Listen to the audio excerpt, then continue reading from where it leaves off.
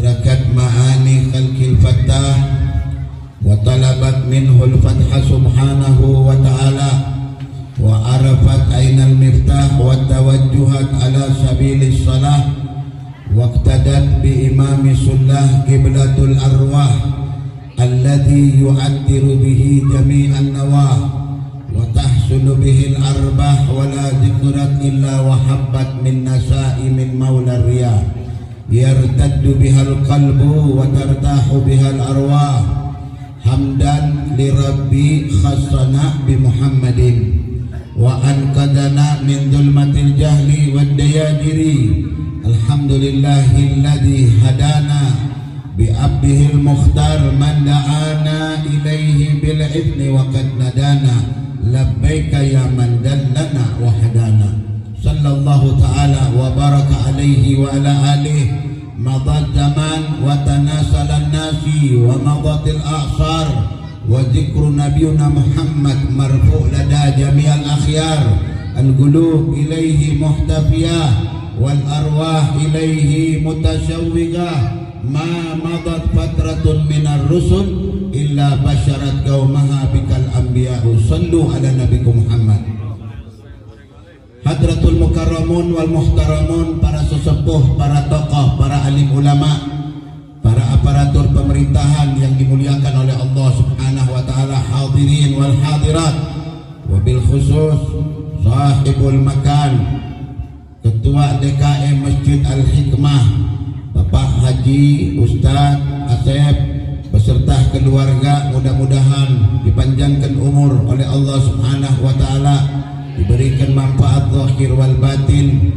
Mudah-mudahan para sesepuh, para tokoh yang pada malam hari ini hadir di tempat ini, mudah-mudahan diberkahi oleh Allah Subhanahu wa taala.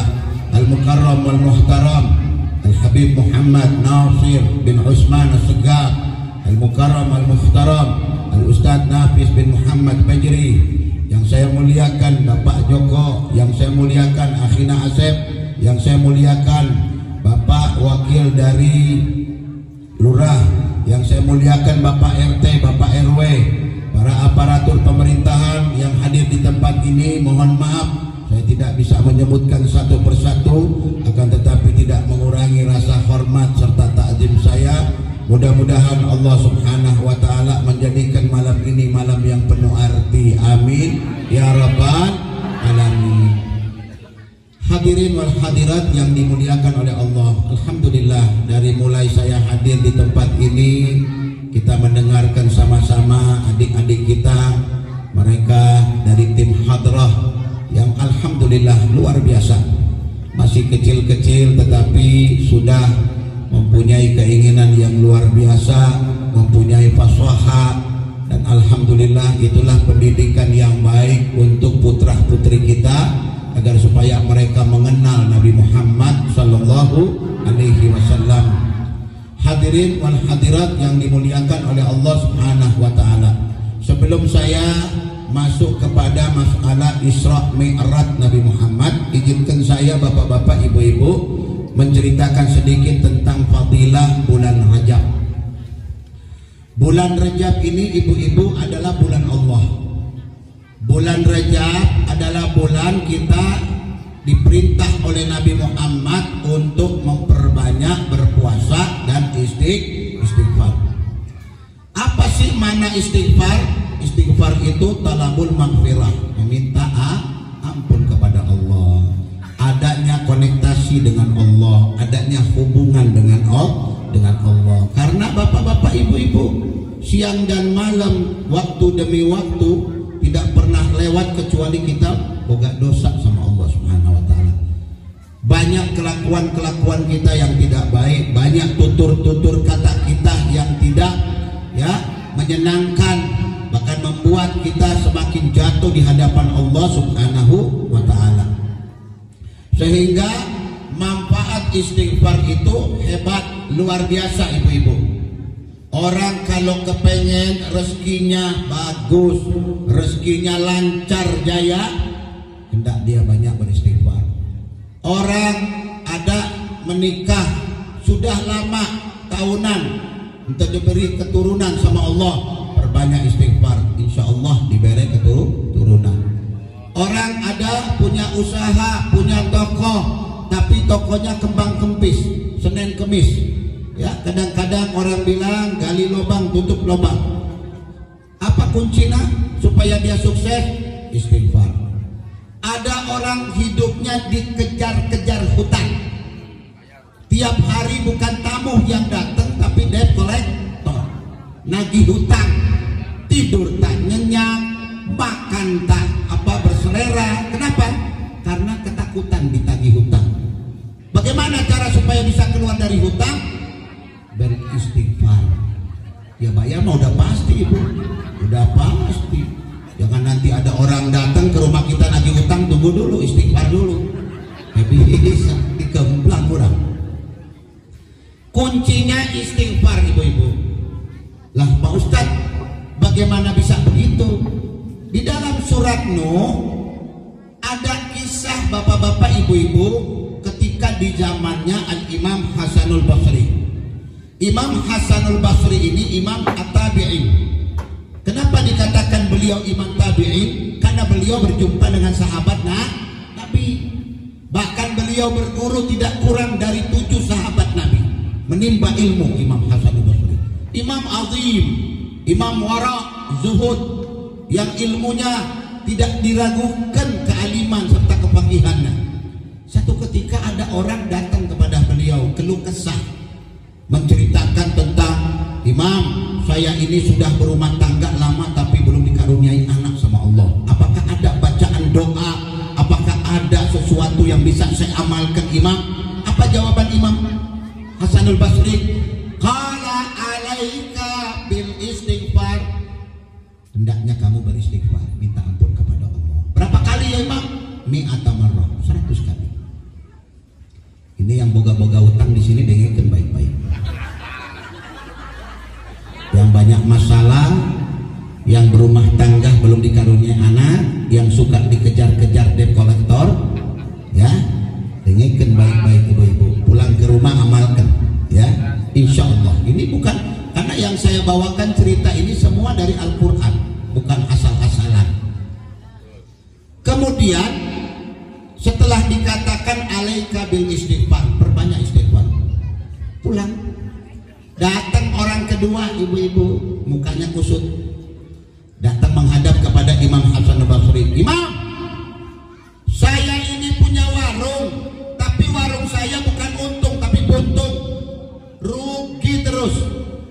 Apakah Imam punya satu amalan yang bisa saya amalkan sehingga saya keluar dari kemiskinan ini? Bisa, katanya. Apa itu Imam? Qala alaika bil istighfar. Ente kudu banyak istighfar. Kamar ya Imam, berapa? Mi'ata marwah, 100. Faraja'ah, balik. Datang orang ketilu ibu-ibu. Sabarnya Imam Hasan Basri menerima orang-orang begini, orang-orang kusuk yang datang. Kalau Pak Lurah, ya, Babinsa, kalau yang datang pasti orang-orang berduit.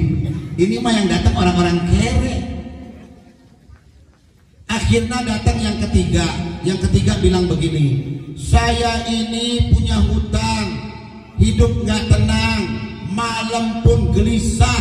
Setiap ada orang ngetuk pintu pasti penagih hutang. Nggak pernah tenang batin saya. Apakah Imam punya satu amalan bacaan yang kalau saya amalkan kemudian hutang-hutang saya itu bisa lunas terbayar? Ada, kata Imam Hasan Basri. Apa itu? Qala alaika bil istighfar. Banyak istighfar. Kamarah ya Imam, berapa? 100. Bu, 3 orang bertanya, pertanyaannya beda-beda, jawabannya satu. Salasa su'alin mutafarriqah wal jawabu wahidun. Jawabnya satu, istighfar. Yang pertama istighfar, kedua istighfar, yang ketilu istighfar. Di sebelahnya ya ajudana, ada khodamna, pembantuna. Pulang tilu-tiluna nanya, ini ra'aitu minka ajaba ya Imam, aku melihat sesuatu yang takjub, ya, yang mengheran-herankan. 3 orang bertanya, masalahnya beda-beda, tetapi jawabannya cuma satu, istighfar. Kumaha bisa begitu Pak Imam? Dijawab sama Imam Hasanul Basri, kala inna Nuh alaihi salam ya, lamma da'a rabbah, kamu tidak tahu Nabi Nuh tuh pernah kedatangan tamu-tamu umatnya itu yang kesulitan, sehingga Nabi Nuh mengadukan kesulitan mereka kepada Allah. Namanya seorang nabi. Makanya bapak-bapak ibu-ibu, namun ada kesulitan, ulah datang ke dukun, ulah datang ke orang pintar, karena dukun orang pintar hidupnya juga pas-pasan. Temukan nama terakhir yang kita kenal Ki Joko Bodo, kaya, tetapi di akhir hayatnya kumaha? Hancur babak belur. Orang kalau tidak pernah mengenal Allah, bagaimana Allah akan mengenal orang tersebut? Singkat cerita ibu-ibu, Nabi Nuh ketika meminta kepada Allah, Allah turunkan firman kepadanya, faqul tastaghfiru rabbakum innahu kana ghaffara yursilis samaa'a 'alaikum midrara wa yumdidkum bi amwalin wa banin wa yaj'alakum jannatin wa yaj'alakum anhara ma lakum la tarjuna minallahi waqara wa qad khalaqakum atwara. Jadi kata Allah kepada Nabi Nuh, katakan kepada mereka, ya Nuh, faqul tastaghfiru rabbakum innahu kana, suruh mereka istighfar. Astagfirullahaladzim, astagfirullahaladzim, astagfirullahaladzim. Lamun jelema lagi lewat aya awewe papasan, astagfirullahaladzim, astagfirullah. Begitu Pak Lurah, begitu bapak-bapak. Ulah ada awewe ngeliat, aduh ya Allah, ciptaan Allah, subhanallah, nggak boleh. Imam Ali, siapa nggak kenal Imam Ali? Ana madinatul ilmi wa aliyun babuha, kata Nabi Muhammad. Saya ini kotana ilmu. Imam Ali itu pintona ya. Itu Imam Ali ketika papasan ngelihat awewe kayak begitu, nunduk Imam Ali. Masya Allah, orang lah Imam Ali itu. Padahal maaf, Imam Ali itu termasuk orang yang mempunyai syahwat tinggi, tapi dia bisa bentuk rojulun maziyun ya, nggak perlu saya bahas ya, syahwatnya tinggi besar ya. Jadi kalau maaf Bu ya, kalau orang kalau syahwatnya tinggi maunya kawin terus. Jadi ayatnya Bu, ayatnya mana coba di tangan, berani coba. Ada istri di belakang, coba babak belur kalau nunjuk mah paling kia-kia. Itu berani. Imam Ali itu luar biasa, tapi maaf, ketika bersama Sayyidah Fatimah dia nggak berani ta'adud. Apa tuh ta'adud? Nggak berani masna, nggak boleh, dia nggak mau. Kenapa? Karena dia pernah ingat sabda Nabi Muhammad, siapa yang menyenangkan Fatimah sama dengan dia menyenangkan aku, siapa yang mengecewakan Fatimah sama seperti mengecewakan aku. Nggak berani dia nikah. Tapi setelah wafat Sayyidah Fatimah, kawinnya banyak Imam Ali. Itu Masya Allah. Yakun wa man lam yasha' lam yakun. Akhirnya bapak-bapak ya ditegur sama Nabi. Ketika masuk ke rumah mertua, Nabi langsung ngomong, Ali lakal ula wa alaikas hani. Yang pertama hadiah. Nengok begitu langsung berbalik, itu hadiah. Lamun berbalik deh haram, nggak boleh ya. Ini kadang-kadang anak-anak sekarang Bu, kalau saya tegur, sayang Pak Ustaz, ciptaan Allah. Kan kita disuruh tafakur sama ciptaan Allah. Saya bilang gunung tuh ente tafakur. Ciptaan Allah yang jangan kepada yang haram-haram ente tafakur. Jangan ngambil-ngambil bang seenak-enaknya ente, itu bisa. Kalau yang haram, jabat tangan yang bukan mahram haram, nggak boleh. Apalagi cepika-cepiki anak-anak sekarang. Istri bukan, ponakan bukan, pegangan tangan segala macam. Oh ini kan begini, oh ini kan khilaf, ada khilaf Pak Ustaz. Aduh, memangnya itu lebih hebat dari Nabi? Nabi Muhammad nggak pernah salaman sama perempuan. Bahkan Nabi pakai kain untuk berjabat tangan ketika Nabi orang bilang baiat itu udah paling hebat di dalam Islam. Baiat itu kunna, kata Nabi Muhammad, itu pakai kain. Gak bisa kita begini-begini sama perempuan-perempuan yang bukan mahram kita. Nggak usah pakai, mau ngambil dalil-dalil dari mana. Nabi tidak lakukan itu. Kalau memang itu dibolehkan, Nabi udah lebih dulu yang melakukan, memberi contoh, tapi Nabi nggak pernah mau.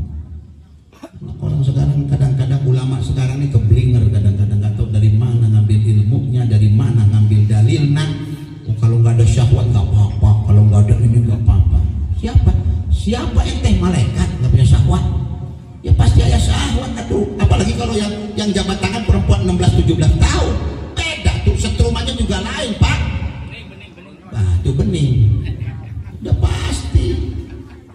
Tatapan disentuh, natap aja udah bikin orang bilang spending, orang bilang. Apalagi kalau sampai jabat tangan, na'udzubillah. Hindari yang begitu-begitu bapak-bapak. Kemudian ketika Sayyidina Hasan Basri menceritakan tentang Nabi Allah Nuh alaihissalam, wa qultu astaghfiru rabbakum innahu kana ghafara, minta ampun sama Allah. Yursilis samaa alaikum midrara. Nanti Bu kalau kita sudah istighfar, Allah akan turunkan hujan yang lebat, midrara. Ya, lebat tetapi nggak bikin banjir bandang. Justru dia mengairi sawah-sawah kita Bu, dia menyuburkan tanah-tanah yang tandus. Wa yumditkum bi amwalin wa banin. Ini Al-Qur'an Bu. Kalau banyak istighfar, Allah akan mudahkan kita mendapatkan anak. Allah akan mudahkan kita mendapat rezeki fulus. Bil fulus kulusek tembus. Biduni fulus mampus. Dengan fulus segala sesuatu tembus. Teboga fulus mampus. Punya duit neng sayang, tak punya duit neng tendang. Gitu. Mana ada istri sekarang suaminya teboga duit, mukanya senyum terus, tak ada. Neng, perlu berapa belanja? Ini beli iya 500.000 kan. Ini 50 buat 1 bulan ya. Kumaha Bu. Lamun ayam mantu kayak gini kumaha? Disayang apa kumaha? Dibalikin ke pleret we. Dibogok girang. Jadi bapak-bapak ibu-ibu, istighfar ini dahsyat, dahsyat. Demi Allah saya ngomong di tempat ini, bukan main-main ini. Dahsyat, jangan dianggap remeh.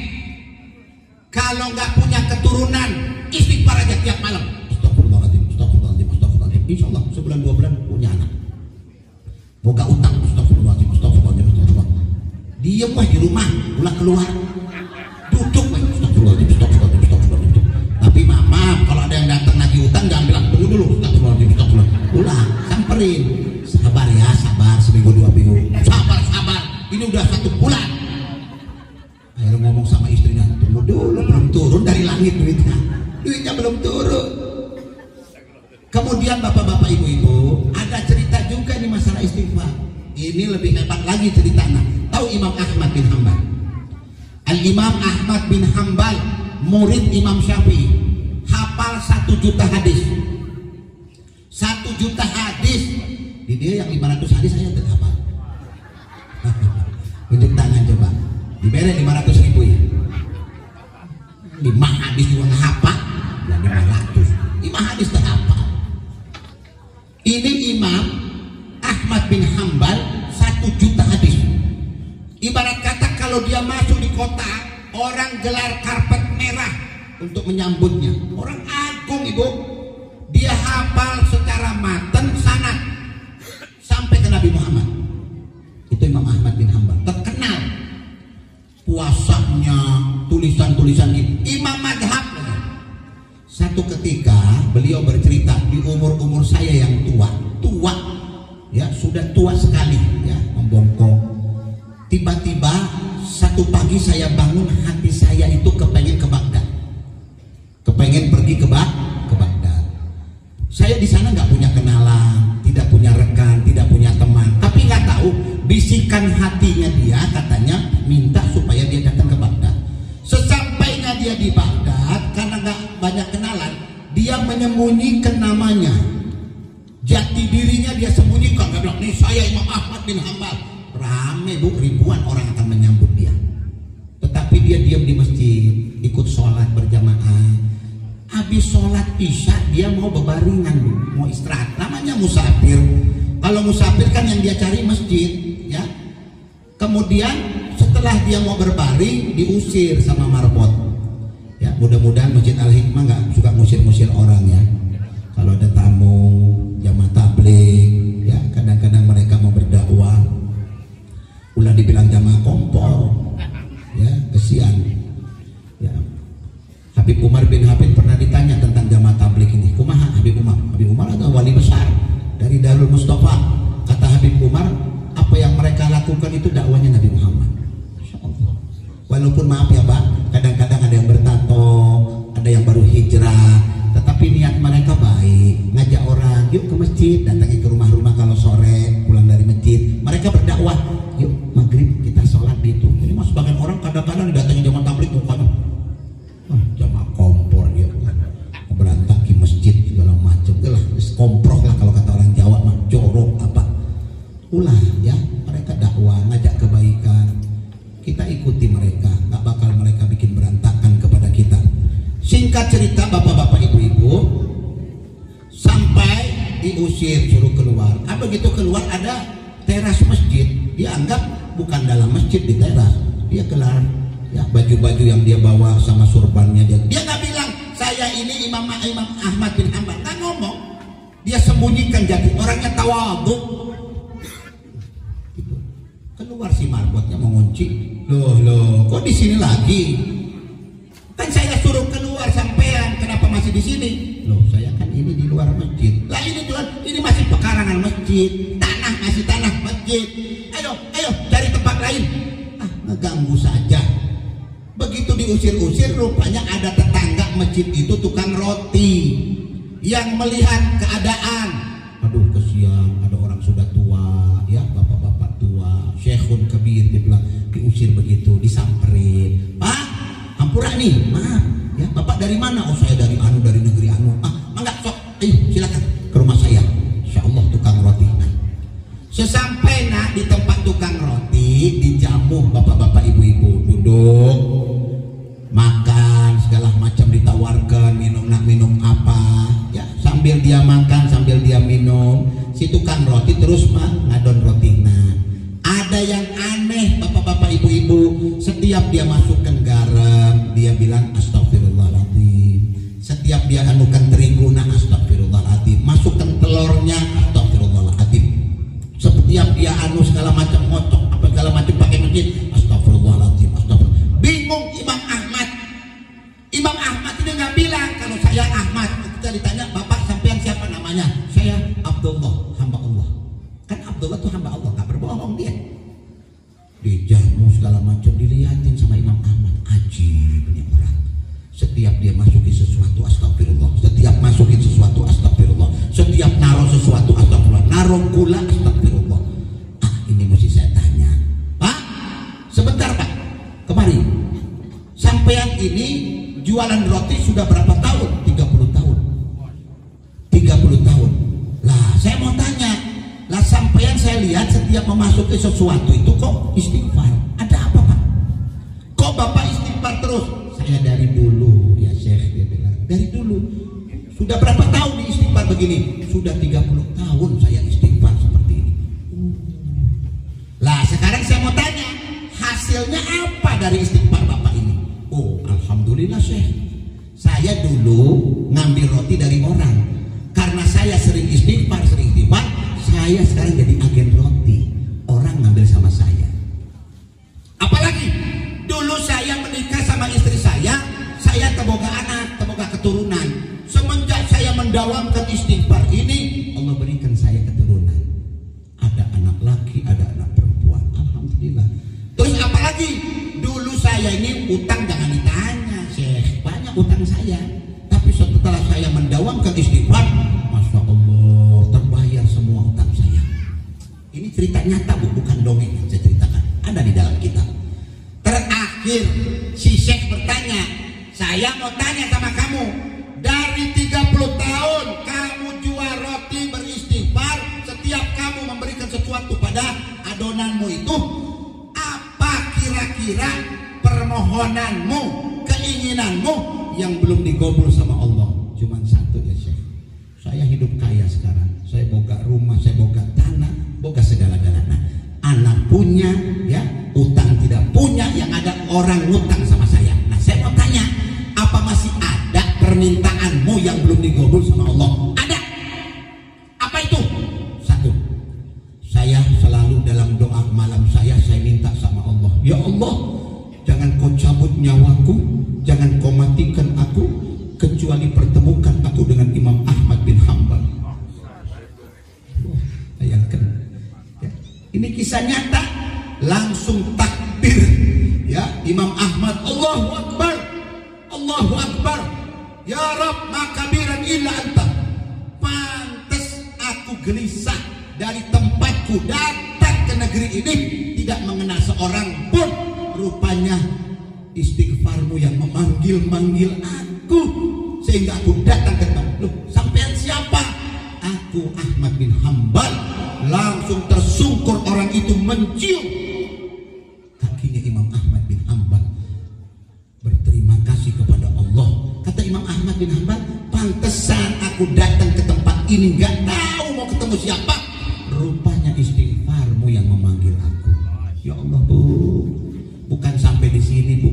Ada lagi cerita seorang dokter ahli bedah.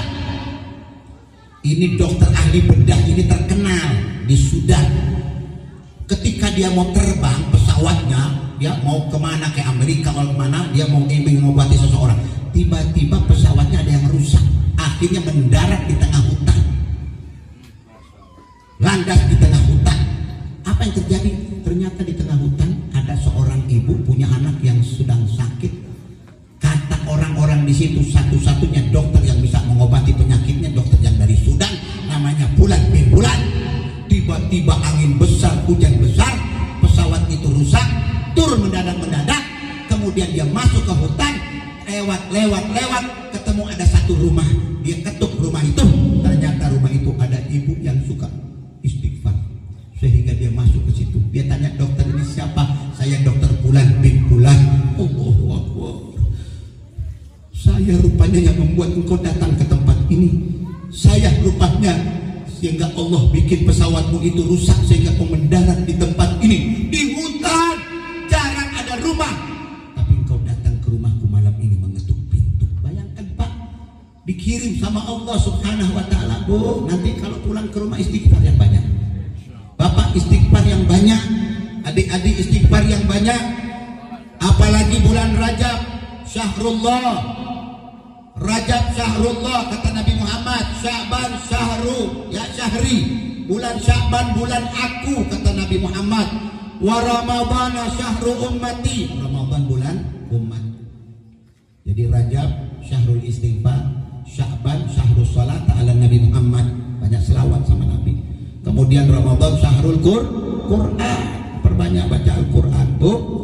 Kata Nabi Muhammad, man istaghfara fi Rajabin, siapa orang beristighfar di Rajab, ya orang bilang bil ghudwi wal asa wal ashi, ya, di waktu siang, di waktu petang, di waktu pagi dan waktu petang. An yakul, dia kan, Rabbil firli warhamni wa tub alayya, Rabbil firli warhamni wa tub alayya, Rabbil firli warhamni wa tub alayya sab'ina marrah. Siapa orang disebutkan dalam kitab Kanzun Najah wa Surur, saha jelma di bulan Rajab beristighfar 70 kali, Rabbil firli warhamni wa tub alayya, lam tamassahu naro jildan, maka kulitnya tidak akan pernah tersentuh api nerakanya Allah. 70 kali weh di bulan Rajab. Bu, Pak, bulan Rajab ini sama bulan Sya'ban dua-dua pintu gerbang menuju Ramadan. Makanya ulama mengatakan saha orang tidak sukses di bulan Rajab gak bakal sukses di bulan Sya'ban.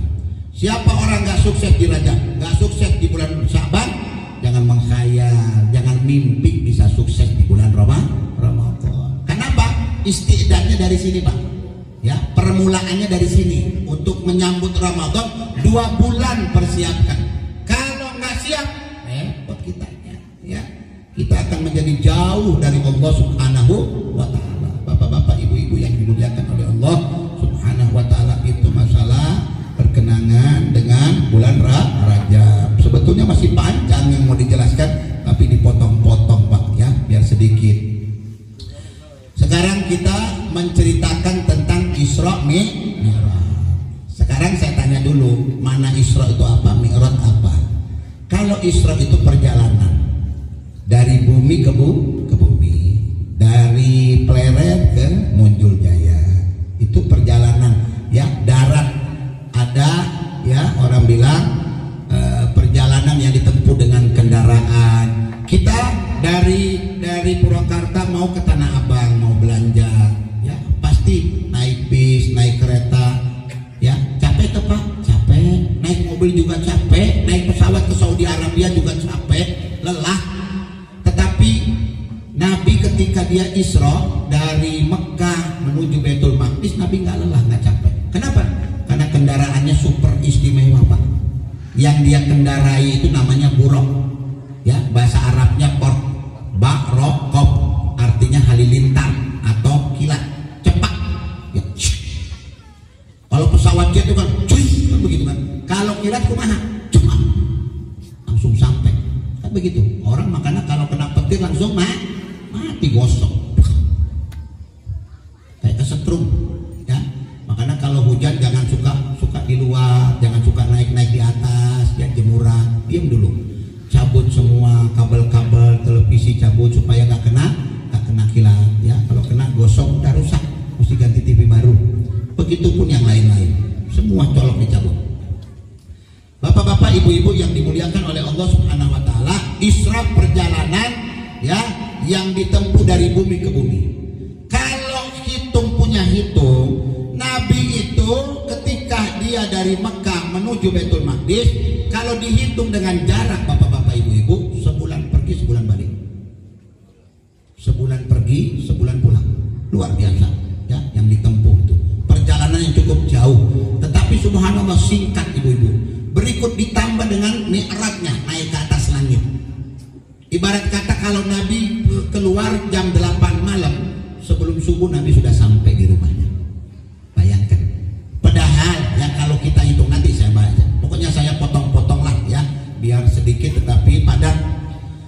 Ketika Nabi diperintahkan untuk Isra dan Mi'raj, Nabi dijemput oleh malaikat Jibril alaihi salam, bawa kendaraan yang khusus, kendaraannya para nabi, buraq ya. Di atas kendaraannya para presiden ya. Kalau kendaraan presiden ada bahan bakarnya, kalau buraq tidak pakai bahan bakar. Bahan bakarnya kun fayakun gitu ya. Akhirnya dijemput Nabi Muhammad berangkat sampai di Baitul Maqdis. Begitu sampai di Baitul Maqdis, sudah ada para nabi-nabi, leluhur ya yang sudah berkumpul. Allah berfirman di dalam Al-Qur'an, Allahu yastafi minal malaika ya, orang bilang rusulan wa minan nas. Memang Nabi Muhammad ini ya, nabi-nabi dan malaikat-malaikat itu pilihan-pilihan Allah. Jibril itu dipilih, nggak sembarangan, jenius. Zumiratin pastawa zu'iqalin ya, akalnya luar biasa, jenius Jibril itu ya. Allamahu syadidul quwa, diajar, yang mengajarkan Nabi Muhammad itu syadidul quwa. Maksudnya apa? Yang akalnya tajam, jenius, itu Jibril, pilihan ya. Sehingga Nabi Muhammad itu ditemani oleh Jibril. Sampai Nabi itu, bapak-bapak ibu-ibu, Nabi sholat jadi imam. Makanya Habib Ali Al-Habsyi mengatakan, fala in barasta ila syahadati akhirat mawujudu ruhika lil warai budamu. Walaupun engkau Muhammad di alam syahada ini terlahirkan terakhir, nabi terakhir, akan tetapi ruhmu lebih pertama kali diciptakan oleh Allah. Mawujudu ruhika lil warai budamu, pertama kali. Kan yang pertama kali diciptakan itu kan nur Nabi Muhammad, bapak-bapak. Kapan Allah ciptakan nur Nabi Muhammad? Pada tanggal 10 Rajab. Kemarin malam tuh 10 Rajab Allah ciptakan, khalaqallahu nur Muhammad. Allah ciptakan nur Nabi Muhammad SAW. Nurun ala nur, cahaya di atas cahaya. Karena dia dari cahaya Nabi Muhammad. Makanya Allah katakan dalam hadis qudsi, khalaqtahu min nuri. Aku ciptakan dia dari nur aku. Makanya dia diizinkan Pak masuk ke Sidratul Muntaha. Ada apa di Sidratul Muntaha? Itu cahaya semua Pak. Cahaya yang maha dahsyat. pamit nggak sanggup kan itu. Kenapa? Kata Jibril, kalau saya maju sejengkal terbakar karena lautan cahaya di dalam. Tapi Nabi Muhammad, subhanallah, masuk ke dalam.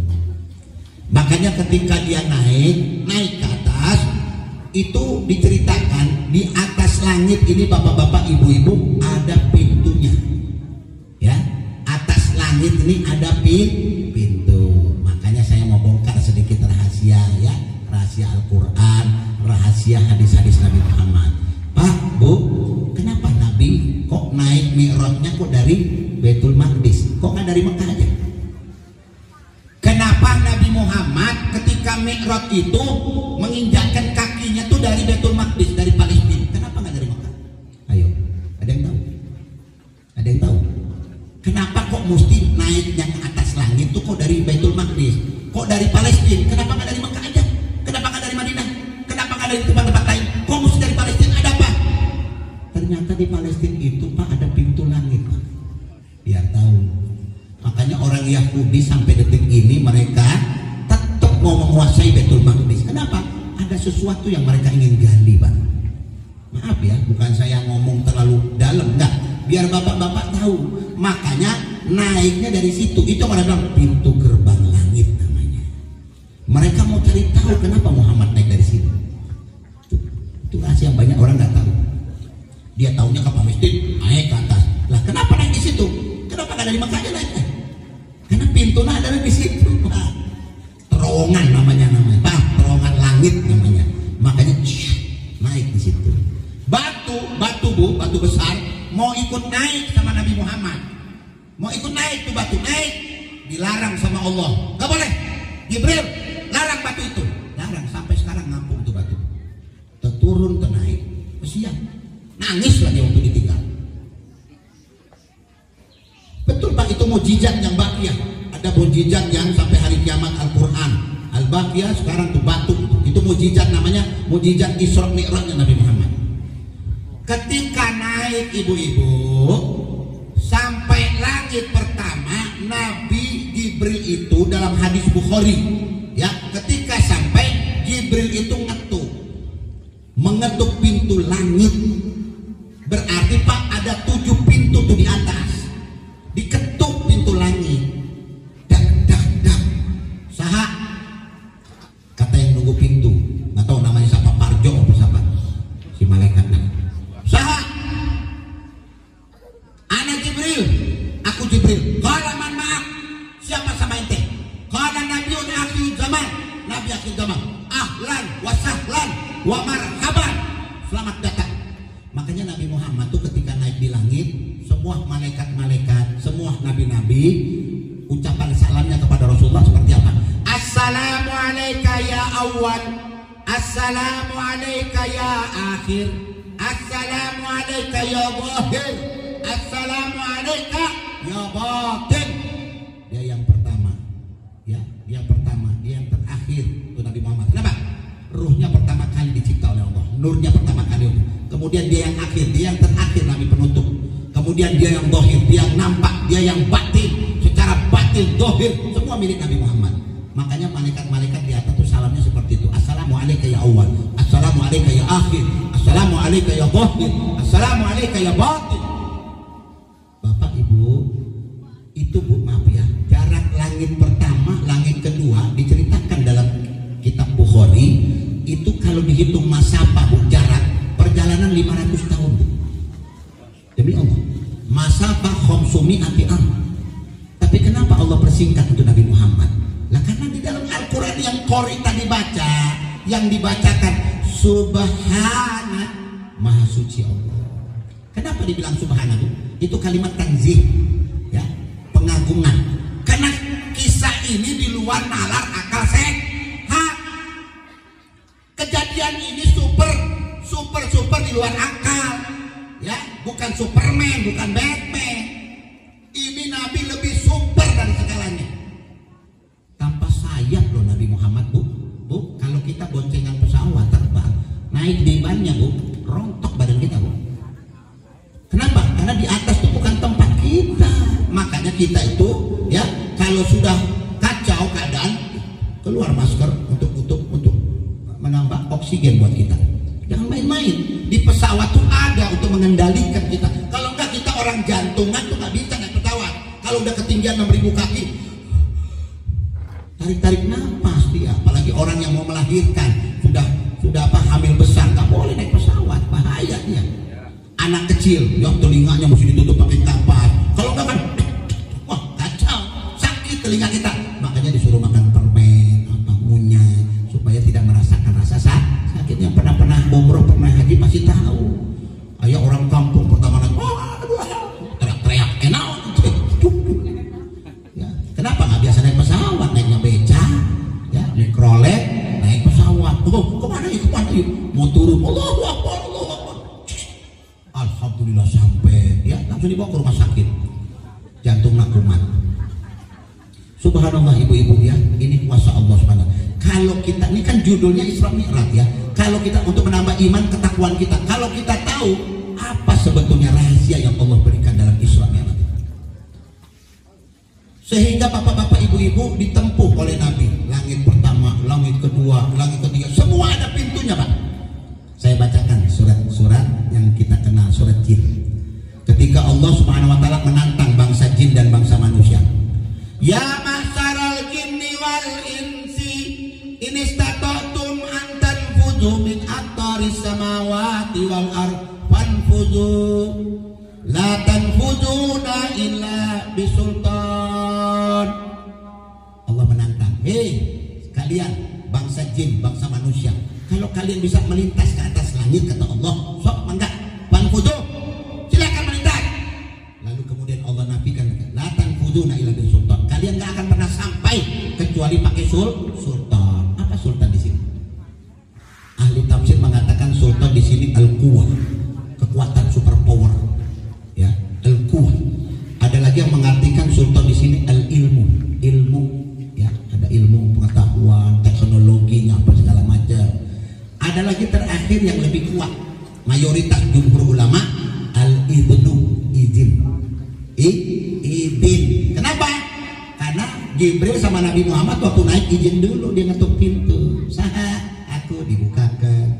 Fafutiha, masuk naik. Di kedua ditanya lagi, saha, aku sama siapa? Sama Nabi akhir zaman, dibukakan. Ahlan wa sahlan. Ya, dipuji sama. Ketemu para nabi-nabi, Di langit pertama ketemu Nabi Adam, terus langit ke-7, langit ke-6 ketemu dengan Nabi Musa. Langit ke-7 ketemu Nabi Ibrahim alaihissalam yang mukanya, wajahnya mirip kayak Rasulullah SAW. Singkat cerita bapak-bapak ibu-ibu, sampailah Nabi naik ke langit ke-7. Ketika mau ke Sidratul Muntaha, Jibril pamitan, ya Rasulullah, udkhul anta, kamu silakan masuk, saya di sini saja. Kenapa nggak ikut masuk Jibril? Loh, kalau saya masuk saya terbakar ya Rasulullah. Antal ma'jun, kamu yang diizinkan, aku tidak diizinkan oleh Allah. Masuklah Nabi Muhammad. Ketika ibu-ibu, ada satu sabda Nabi Muhammad yang mengatakan sebegini, al arwah junudun mujannadah. Arwah itu adalah bala tentara yang berjenis-jenis. Al arwah junudun mujannadah. Jadi ruh-ruh ini adalah bala-bala tentara yang berjenis-jenis. Ya, idza ta'arafa, ya, wa ma ta'arafa minha illa talab. Siapa yang saling mengenal waktu di alam arwah, cocok, kenalan, insya Allah nggak berselisih di muka bumi. Wa ma tanakara minha talab. Orang yang berselisih ketika di alam arwah, saling cekcok di alam arwah, di muka bumi juga cekcok. Ya, makanya lihat tuh, ya, yang orang-orang partai yang nggak akur. Kenapa? Di alam arwah nggak cocok mereka. Belum sempat berkenalan dia, Pak Wakil Lurah. Belum sempat dia berkenalan. Jadi di dunia cekcok terus. Makanya lihat, yang di dunia iya suka gulet. Dikit-dikit kalau ketemu berkelahi. Kenapa? Waktu di alam arwah dikumpulkan sama Allah, mereka selalu berselisih. Ini sabda Nabi. Mata arafa minha talak, wa mata nakara minha talak. Kalau mereka saling mengenal ketika di alam arwah, kan Allah ketika di alam arwah kan ditanya semua. Alas nabi rabbikum qalu bala. Bukankah kami Tuhan kalian? Alam arwah dikumpulkan semua ibu-ibu. Makanya Susi, Bu Dewi akrab. Berarti dulu waktu di alam arwah rohnya akrab. Haji Pulan akrab. Nah kalau ada tetangga orang nih yang suka berkelahi wae bilangin, alah mas dari sono nah ya waktu di alam arwah berkelahi wae biarkan, makanya sekarang udah didamaikan. Kenapa? Udah dari sonohnya. Makanya yang akur berarti akur waktu di alam arwah. Dan bersyukurlah kalian yang saling akur, karena di sana kalian sudah dikumpulkan oleh Allah Subhanahu wa taala. Ibu-ibu, ketika masuk Nabi Muhammad, disitulah Nabi melihat betapa heningnya keadaan, sunyi sepi. Nggak ada lagi yang didengar sama Nabi Muhammad kecuali suara tasbihnya para malaikat-malaikat. Yusabbihunallah, mereka bertasbih mengesahkan Allah. Ya Allah, ya Allah, ya Allah, itu yang didengar sama Rasulullah.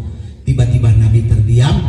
Disitulah Nabi ketika berjumpa dengan Rabbul Izzah, ya. Tetapi maaf, tidak seperti mata yang melihat, ya. Makanya orang bilang di dalam surat An-Najm dijelaskan di situ. Kalau dalil Isra itu, dalil Isra dalam surat Al-Isra, Subhanalladzi asra, itu dalilnya, ya. Makanya orang yang tidak percaya Isra-nya Nabi Muhammad kafir. Tidak percaya Isra-nya Nabi kafir, karena ada dalilnya dalam surat Isra. Yang tidak percaya Mi'rajnya Nabi Muhammad munafik. Wan najmi idza hawa ma dhalla sahibukum wa ma ghawa wa ma yantiqu anil hawa in huwa illa wahyun yuha allamahu syadidul quwa dzu miratin fa auha ila abdi ma auha maka dabal fuadu mara'a. Kata Allah, sungguh hati sanubari Sayyidina Muhammad tak mendustakan pertemuan itu. Paham? Hati. Kenapa? Karena hati ia tidak bisa berdusta, Pak. Kalau mulut mata bisa bohong. Mana barang saya tadi? Nggak tahu. Padahal kita yang menyembunyikan. Tapi hati kita bilang saya yang menyembunyikan. Tapi ini mata bisa menipu. Makanya bapak-bapak, ibu-ibu, jangan tertipu dengan mata, jangan tertipu dengan pakaian, jangan tertipu dengan sosok, jangan tertipu dengan casing. Karena itu casing itu bisa berubah-ubah. Makanya kalau melihat orang, lihat hatena mulus enggak, hatena bagus deh. Begitu juga para lelaki kalau cari istri, jangan cuma lihat casingnya, jangan cuma lihat cantiknya, lihat hatinya cantik apa enggak. Betul enggak, Bu? Betul nggak, Bu? Yang keras suaranya, betul nggak? Orang sekarang kadang-kadang nikah ngelihat casing, lihat dandanan, ya. Padahal hatinya busuk, hatinya kebenar, hancur mata nggak kurang. Makanya cari istri itu yang soleha, taat sama Allah. Dikasih apa saja sama laki, terima kasih. Mah, ini 200.000 untuk 1 tahun. Baik. Modal. Allahu Akbar. Makanya bapak-bapak, ibu-ibu yang dimuliakan oleh Allah Subhanahu wa taala, betapa berharga, betapa luar biasa. Singkat cerita. Ini Isra Mi'raj, Bu, kalau saya ceritakan, maaf ya, baru mukadimahnya saja sampai subuh baru saya selesai. Kumaha ya? Dilanjutkan sampai subuh apa? Dipercepat aja, dipercepat lah. Subuh sampai subuh. Angkat tangan yang mau sampai subuh. Angkat tangan. Ini benar nih, angkat tangan yang mau sampai subuh. Oh, 1, 2 banyak. Ya udah begini aja, begini. Nanti saya berhenti, ibu-ibu di sini aja sampai subuh ya. Nanti dibantu tim hadroh insyaallah. Saya juga gak kuat, Bu, kalau sampai subuh mah. Bu, ketika Nabi sudah sehening itu, disitulah Nabi baru bertahiyat kepada Allah. Salam yang kita pakai dalam sholat. At-tahiyatul mubarakatus sholawatut thayyibatu lillah. Itu takdirnya Nabi Muhammad. Langsung dibalas sama Allah. Assalamualaikum ayuhan nabiyyu wa rahmatullahi wa barakatuh. Allah ucapkan salam kepada Nabi, dibalas sama Nabi. Tapi ketika membalas, Nabi nggak bawa dirinya pribadi, dia bawa orang-orang soleh, dia bawa leluhur-leluhurnya, dia bawa para nabi-nabi, dibawa. Padahal perjumpaan itu siapa sih, Bu, yang tidak membuat Nabi lupa? Kita nih, Bu, ya maaf, kalau ketemu ketemu seseorang yang betul-betul idola kita, maaf ya, ketika kita berjumpa kita lupa semuanya Bu. Lupa orang di rumah Bu. Orang kalau dapat hadiah, Ibu Nining dapat undian Bank BCA mobil Mercy, wah lupa sama teman, HP langsung dimatiin, mati supaya nggak ada yang telepon. Jalan-jalan 2 bulan baru dihidupkan HP. Wah, mabruk banyak yang pinjam duit atau baru kelihatan dibaca-baca SMS. Betul Bu? Ada muningsi sini, ayam muningsi. Di tukang ya. Al-muhim ya ibu-ibu, dibalas Assalamualaikum wa ala ibadillahi sholihin. Padahal kalau dia bilang antara dia dengan Allah kok assalamualaikum kan begitu, tapi dia bawa semuanya fil jamak. Ini menunjukkan Nabi nggak lupa sama kita Bu. Lah ibu pun begitu, kalau senang ingat tetangga, ulah pohon dapat untung, ajak tetangga makan, gitu ngeliwat nasi uduk, undang se-RT weh, ya undang se-RT, masa dapat duit ratusan juta, keluarin cuman orang bilang 20-30 juta nggak berani, waktu gitu bapak-bapak ibu-ibu ya. Makanya ya kalau sudah mengerti tentang bagaimana makna Isra dan Mi'raj, pasti kita akan lebih cinta kepada Nabi Muhammad SAW.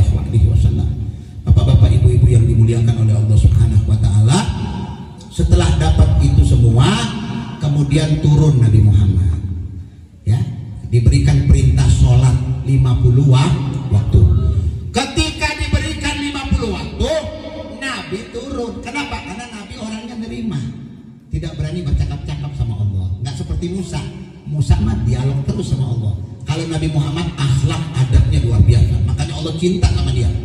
Nabi itu sami'na wa ata'na ya Rabb, dengar sama Allah, nggak banyak ngeluh Nabi Muhammad itu. Selama dia mimpin nggak pernah ngeluh Nabi Muhammad, nggak pernah minta nasi dari langit, makanan dari langit. Kalau Siti Maryam mah dibere, makanan surga dikasih. Nabi Muhammad 3 hari termakan Bu, ngikat batu di perutnya, tidak makan. Kadang-kadang cuma berbuka ya dengan korma 3 air putih, sudah bersyukur kepada Allah. Rumahnya 2 meter kali 1 meter, sudah bersyukur sama Allah. Nggak ada AC, tidurnya pakai pelepah korma. Kalau bangun tidur kayak orang tidur di tikar, pecah di dia, bersyukur sama Allah. Tahajudnya jangan ditanya, kalau dia sholat ya 2 rakaat 5 juz lebih dia habiskan, sampai pecah-pecah tumitnya, bengkak kakinya. Dia orang mah kadang-kadang maaf kita ini kadang-kadang sampai bengkak juga kaki kita, tapi bukan bengkak karena banyak sholat, bengkak asam urat. Masya Allah Pak Haji luar biasa, ibadah enak aja teh, ya asam urat bukan ibadah. Kalau Nabi bengkak karena mingkat seratil qiyam, banyaknya berdiri Rasulullah. Nggak ada yang kuat sahabat Bu. Ibn Mas'ud hampir pingsan, ngikut sholat 2 rakaat, Ibn Mas'ud hampir pingsan. Kenapa? Al-Baqarah ya sampai beak 286. Di dia aja di Masjid Al-Hikmah, lamun ayat imam baca Yasin, tinggal sendiri tuh imam, Assalamualaikum, wah pada kemana ya? Dan besok nggak mau sholat lagi di Al-Hikmah. Tanyakan ke Ustaz itu. Kalau baca Yasin, baca kulhu juga ulang, kecepatan, nanti jamaah banyak yang ketinggalan. Boleh baca kulhu, tapi 10 kali diulang kulhuna, insya Allah cukup buat makmum. Pokoknya Nabi ajarkan ya di tengah-tengah, ulah terlalu panjang baca ayat, ulah juga kecepatan, di tengah-tengah aja. Ada surat-surat enak, wal fajri dibagi 2, beres urusan gitu. Jangan kula juga rabbil falaq, kula juga rabbin nas ya, jadi marah nanti makmum. Terakhir bapak-bapak ibu-ibu, ketika Rasulullah selesai turun, begitu turun sampai ke langit 6, ditanya sama Musa, Rasulullah, ya Muhammad, apa yang Allah berikan? Diberikan sholat, berapa waktunya? 50. Wah, umat ente gak bakal kuat. Kalau umat anak orangnya perkasa, kata Nabi Musa, kuat. Kalau umat ente gak bakal. Lalu umat is'alu tasbih, minta kurang, naik deh bapak-bapak, kurangi 5 lagi, turun 45, terus sampai 6 kali bolak-balik Nabi Muhammad. waktu. Ditanya lagi sama Musa, sabaraha? 5. Oh, is'al takbir, minta kurang deh. Rupanya Nabi Musa paham, umat Nabi Muhammad diberi 5 juga terkuat. Kenapa? Ayah orang jelma di dia nih ya, di kampung Munjul dia kadang-kadang sholat subuhnya jam 8. Ayah kadang-kadang jadi keberangan orang bilang, padahal cuma 5 waktu. Bu, coba kebayang ke orang, lamun 50 waktu kumaha. Sholat 50, gak bakal bisa kumpul-kumpul kayak begini, Bu. Ibu pun juga sama suami gak bakal bisa kumpul. Benar, baru masuk kamar, Allahu Akbar. Ya Allah, balik lagi sholat. Sholat Pak, ya sholat. Baru buka kerudung lagi, buka dia, Allah, ya sholat deh lagi sholat. 50 waktu, Bu. Makan, Allah, taruh lagi, baru Allah. Kapan mau makan? 50 waktu bagi 24 jam. Sabaraha? Bayangkan, Bu, dikit-dikit dublak beduk bunyi wae. Kumaha? Bersyukur sama Allah, Bu, diberi 5 waktu. 5 waktu aja kita kadang-kadang maaf, masih kacau. Padahal jarak subuh ke duhur lumayan lama, kecuali asar dan duhur ke asar, terus kemudian maghrib ke isya. Tapi kalau diberi 50 waktu kumaha, Bu? Sayangnya Allah dikasih 5 waktu fi manzilati khamsin. 5 waktu tapi pahala 50 waktu. Kenapa? Karena setiap sholat dikasih 10 sama Allah. Bayangkan 5 bagi 10 dikasih sama Allah. Singkat cerita ibu-ibu, turun udah gak mau lagi.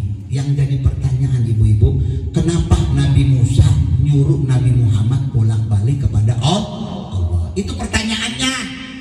Kenapa Nabi Musa setiap ketemu Nabi Muhammad nyuruh balik? Ayah naon? Ada Pak, ada rahasianya. Rupanya Nabi Musa ini agak iri sama Rasulullah, agak iri sama Nabi Muhammad. Begini singkat ceritanya. Ketika Nabi Musa, ya, Allah mau berdialog sama Musa, itu kan Nabi Musa berada di gua apa? Di bukit apa? Bukit Tua namanya, Turisina, ya, Gunung Turisina. Ketika Allah mau menurunkan Taurat kepada, apa kata Allah? Qala ya Musa ini anallah. Ya Musa, aku Allah. Fakhla na'lik, lepaskan terompakmu ya Musa. Innaka bil wadil muqaddasi tuwa. Kamu berada di satu lembah yang disucikan. Disuruh buka terompak, nggak buka. Padahal tak ayah Allah jadi itu tak ayah. Ya Allah nggak pernah masuk di satu tempat, enggak. Tak bertempat. Ya Allah tak bertempat. Allah tidak membutuhkan tempat, tapi Allah ada. Itu aja. Itu dalam ahli sunnah wal jamaah. Nggak, jangan bilang Allah ada di langit, Allah ada di bawah, jangan. Karena tauhid kita seperti itu, bapak-bapak, ibu-ibu. Sehingga Allah itu mau menurunkan Taurat. Apa kata Musa? Qala rabbi anzir ilaik. Ya Allah, izinkan saya mau melihat kamu. Ini Quran loh, Pak. Izinkan aku. Apa jawaban Allah? Qala lan tarani. Musa, kamu nggak bisa. Tapi kalimatnya pakai lan, bukan lah. Kalau lah nggak bisa ngelihat di dunia, nggak bisa lihat di akhirat. Tapi lan taroni, kamu nggak bisa ngelihat di dunia, di akhirat bisa ngelihat. Buat nyenengin. Tapi karena Allah melihat Musa ngotot, berharap, Allah tidak menginginkan Musa kecewa. Apa kata Allah? Walakin zur ilal jabal.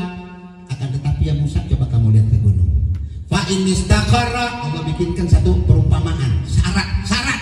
Kalau gunung itu diam ketika aku turunkan cahayaku, diam dia, tidak lumer, tidak berkeping-keping, tidak hancur, ente bakal lihat anak. Ini Quran loh, Bu. Fa in istaqarra makana fasaufa tarani. Kalau dia tetap ya nggak bergerak, nggak apa, kamu ente bisa lihat apa. Falamma tajalla rabbah, ketika Allah menurunkan sepercik, Bu, cahayanya, dia kirimkan itu kayak orang lempar api. Apa yang terjadi? Faqara Musa sa'iqa, pingsan. Diceritakan dalam sebuah tafsir Al-Baghawi, itu Musa kelempar ya ibu-ibu ratusan meter. Bukan cuma jatuh di situ, terlempar karena melihat cahaya itu. Bayangkan bapak-bapak itu. Nah, makanya Musa ketika melihat Nabi Muhammad diundang sama Allah naik sampai Sidratul Muntaha, kemudian berjumpa, Musa nggak mau kehilangan kesempatan Makanya Musa menginginkan cahaya Allah yang nempel pada Rasulullah kecipratan sama Musa. Makanya Musa disuruh bolak-balik. Pergi deh. Maksudnya apa? Ketika dia balik lagi ketemu sama Nabi Musa, Musa ngambil. Tahu? Kan orang-orang neraka itu orang-orang neraka kalau berjumpa dengan orang-orang surga apa? Faltamisu min nuri. Dia menginginkan nurnya cahaya orang-orang surga supaya kebahagiaan. Makanya Musa itu yang dia inginkan bukan lillahi ta'ala supaya umat Nabi Muhammad mendapat keringat, tapi dia ingin Nabi Muhammad ketemu terus sama Allah, balik lagi lewat sama dia, kena itu cahaya-cahayanya kecipratan. Ibu-ibu, saya kalau pakai minyak wangi yang bagus, setiap saya ketemu sama ibu, salaman juga nempel minyak wanginya. Semakin kita makin mau terus ke dia supaya nempel minyak wangi. Seperti itulah. Lah ini cahaya Allah. Nur yang ketika dia dapatkan, Bu, saya kalau masuk ke dalam sesuatu tempat itu, Bu, yang indah apa segala macam, ketika keluar itu membekas, namanya ada taksir. Itulah bapak-bapak, bagaimana Nabi Musa menyuruh Nabi Muhammad bolak-balik sampai 6 kali bolak-balik, tujuannya supaya mendapatkan cahaya yang didapatkan oleh Nabi Muhammad. Bapak-bapak, ibu-ibu, sebagai penutup saya ingin sedikit menghimbau kepada hadirin wal hadirat yang pada malam ini hadir di tempat ini masjid kita ada rencana Masjid Jami Al Hikmah ini mau direnovasi, membutuhkan dana yang lumayan lah bapak-bapak, ibu-ibu. Ingat firman Allah Subhanahu wa taala. Di dalam firman Allah Subhanahu wa taala surat Al-Munafiqun, wa anfiqu mimma razaqnakum min qabli an ya'tiya ahadakumul maut fayaqula rabbi laula akhartani ila ajalin qarib fa asaddaqa wa akum minas salihin. Allah katakan wa anfiqu mimma razaqnakum, infakkan harta yang kami rezekikan kepada kalian. Pak, Bu, harta yang kita miliki itu bukan milik kita, titipan Allah. Saya kasih contoh, karena dia titipan Allah, makanya kalau meninggal kita nggak bawa harta itu, benar nggak? Ada orang meninggal bawa 1000 perak, masukin di anunya, di kafan. Atau kita bilang nanti ATM taruh di sini, mau ngapain? Mau ngambil ATM di kuburan? Atau mau nyogok malaikat? Ada. Kos kaki butut aja nggak bisa kita bawa kalau kita meninggal. Ada orang bilang berwasiat, nanti kalau abah meninggal, kos kaki abah tuh itu kos kaki yang antik. Kos kaki yang bawa hoki, nanti kalau abah mati tolong taruhkan di daya sama si ustad. Ini ayah naon ada kos kaki lah, abah wasiatnya begitu, lepaskan, tidak boleh. Kita berjumpa dengan Allah hanya kain kampan saja terbungkus, nggak boleh bawa apa-apa. Lah bawa gunting, wala bawa cukuran segala macam, wala HP, telepon dibawa nggak bisa. Semua cuma wa kullu atin yaumal qiyamati farda, kalian akan datang menghadap Allah seorang-seorang tanpa ada backing, biar tahu. Makanya bapak-bapak, ibu-ibu, kalau kepengen berinvestasi akhirat, di dunia banyak berinfak. Betul nggak? Siap ibu-ibu? Siap untuk berinfak? Siap? Siap untuk membantu masjid? Untuk membangun rumah Allah lah, ini bukan rumah ustaz, rumahnya Allah. Siapa orang yang memperhatikan rumah Allah, maka Allah akan baikkan tempatnya di akhirat nanti. Dan kedua, siapa orang suka berinfak, maka uangnya akan ditambah oleh Allah. Dalam hadis dikatakan, mana kosomin sadaqatin min malik baliyasdat. Harta yang diinfakkan, kata Nabi Muhammad, tidak akan pernah berkurang, bahkan bertambah. Diulang 3 kali oleh Nabi Muhammad Sallallahu Alaihi Wasallam. Makanya bapak-bapak, ibu-ibu, sebelum diakhiri ini nanti ada tim hadroh. Mana kemana nih tim hadroh tadi? Tim hadroh tidur nih. Parah tim hadroh. Lupa dibicarakan tadi. Ya, sudah nggak apa-apa. Saya baca selawat. Ya, saya baca selawat. Nanti ada beberapa ikhwan yang mau pakai surban boleh, pakai kardus boleh, sambil menunggu bapak-bapak, ibu-ibu sumbangannya. Berikan sumbangan yang terbaik bapak-bapak, ibu-ibu. Siapa yang sumbangannya lumayan, maka tempatnya di akhirat juga lumayan. Ya, kalau mau VVIP nyumbangnya 1 juta VVIP. ya. Lamun mau orang bilang kelas ekonomi ya 10.000 ekonomi, tapi di sana ulang ngeluh ya. Kalau ngelihat ustadz ada di depan ulang ngeluh, itu bisa mampir-mampir, dilarang kalau di sana mampir-mampir. Kenapa? Kuenya tak bisa dibagi-bagi di dituna. Siap bapak-bapak ibu-ibu? Ya Rasulullah, salamun alaik ya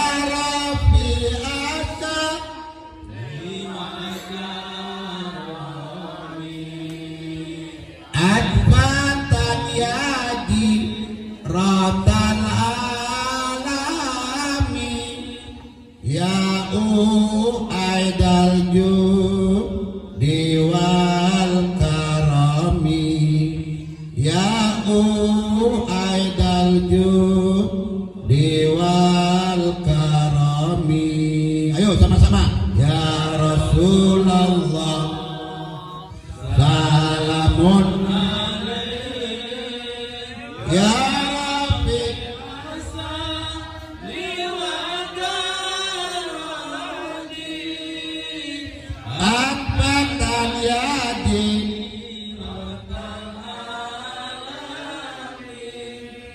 ya aidal judi wal karami ya aidal judi wal karami ya Rasulullah, salamun alaik ya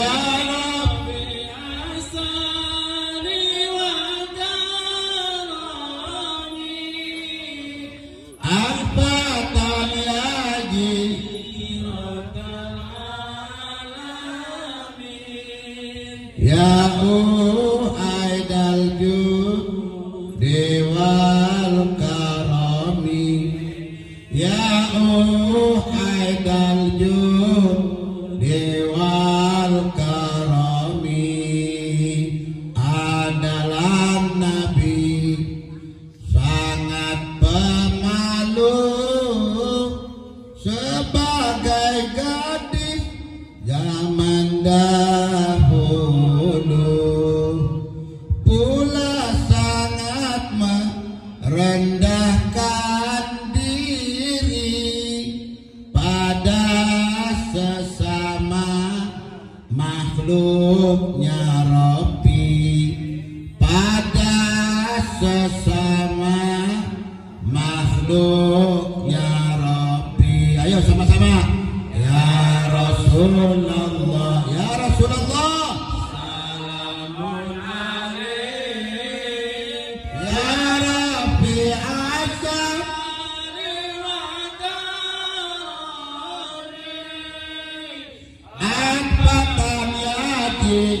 Rabbal alamin ya aidal judi wal karami ya aidal judi wal karami menjahit sandal tambal bajunya bantu kerjaan rumah tangganya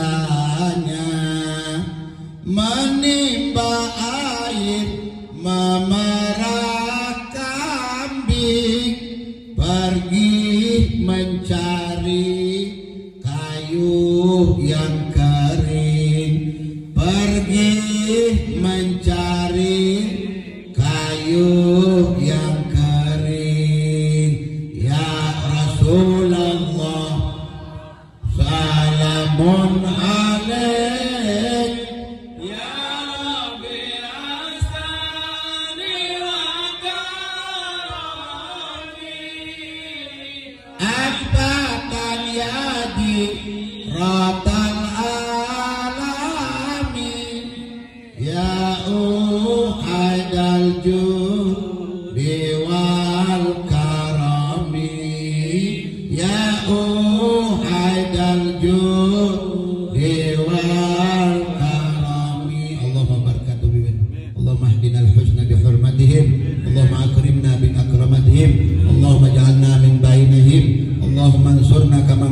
lahum. Allahumma ansurna kama nasarta awliyaik wa asbiyaik wa adyaik. Allahumma inna nas'aluka mahabbatan wa nas'aluka mahabbatan nabika Muhammad sallallahu alaihi wasallam wajma'na wa iyyahum fi tahta liwa'i sayyidil mursalin sayyidil ladzina bi Muhammad sallallahu alaihi wasallam waj'alna minal mukramin bi rahmatika ya arhamar rahimin. Allahumma nawwir qulubana bi nurit taqwa wa nawwir qulubana bi nuril mahabbah ala khairil anam. Allahumma sabbitna ala syariati habibika Muhammad sallallahu alaihi wasallam bi rahmatika ya akramal akramin. Allahumma inna nas'aluka as-sa'adah ad-dunyawiyah wal ukhrawiyah bi jahi khairil bariyah bi rahmatika ya arhamar rahimin. Allahumma barik lana fi Rajab wa Sya'ban wa ballighna Ramadan. Allahumma barik lana fi Rajab wa Sya'ban wa ballighna Ramadan. Allahumma barik lana fi Rajab wa Sya'ban wa ballighna Ramadan. Ij'alna minal qa'imina fi Ramadan, ij'alna minas sha'imina fi Ramadan, ij'alna mimman qara'al Qur'ana fi Ramadan, waj'alna mimman khatama al-Qur'ana fi Ramadan bi rahmatika ya arhamar rahimin. Wa adrikna bi lailatul qadar minas sa'idina bi rahmatika ya arhamar rahimin. Allahumma ighfir dzunubana wastur 'uyubana sallimna fid dunya wal akhirah wa idza tawaffaitana fatawaffana wa anta radin anna. Ya Allah, panjangkan umur para sesepuh kami, panjangkan umur para ulama kami, panjangkan umur para habaib-habaib kami, panjangkan umur para ustaz-ustaz kami, panjangkan umur para pemimpin-pemimpin kami, panjangkan umur kepada aparatur pemerintahan. Ya Allah, satukan kami dalam kalimat tauhid. Ya Allah, sudah dekat waktunya kami untuk memilih seorang presiden. Ya Allah, persatukan hati kami, jangan cerai-beraikan kami. Ya Allah, jangan jadikan pemilu ini pemilu kehancuran untuk kami. Ya Allah, kuatkanlah persatuan kami dalam iman, dalam Islam, dalam takwa. Ya Allah, ya Rabb, kami mohon kepada Engkau, jagalah kami dari segala makar, jagalah kami dari segala perbuatan zalim, jagalah kami dari orang-orang yang menginginkan kehancuran, mengadu domba kami satu sama lain.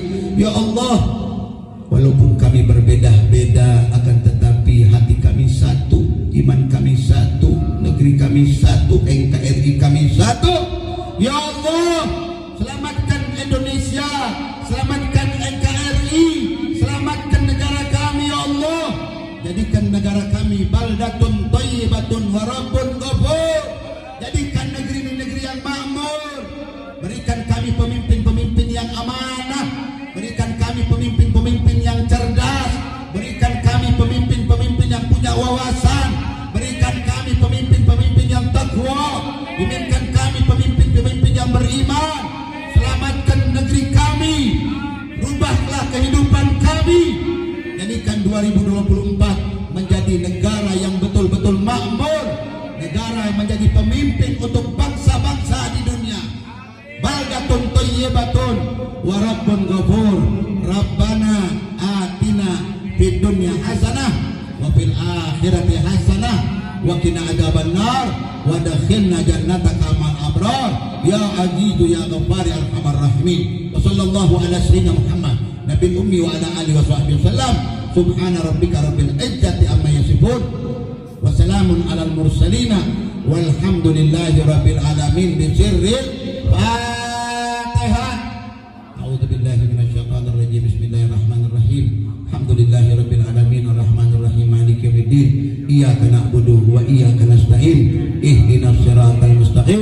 Siratal ladzina an'amta 'alaihim ghairil maghdubi 'alaihim waladdallin. Amin. Bapak-bapak, ibu-ibu, sebelum saya tutup, saya mau beri gambar memberikan berita gembira. Mbak, Ibu, Indonesia ini barometer untuk negeri-negeri di luar. Kenapa? Karena di negeri ini banyak wali, di negeri ini banyak kekasih-kekasih Allah, di negeri ini banyak pejuang-pejuang, di negeri ini banyak orang-orang baik, negeri ini negeri kaya, negeri makmur. Sampai kata penyanyi Gus Plus, tongkat ditanam saja bisa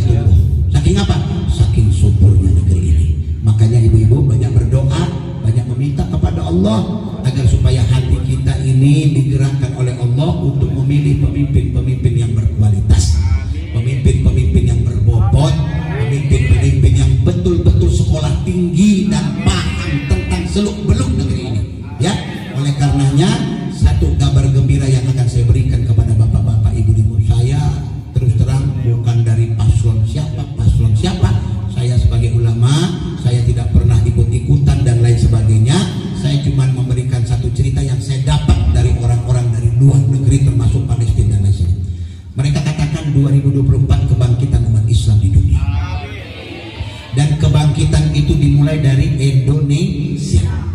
Makanya Saudi, negara-negara Arab, matanya sedang tertuju kepada negeri ini. Kenapa?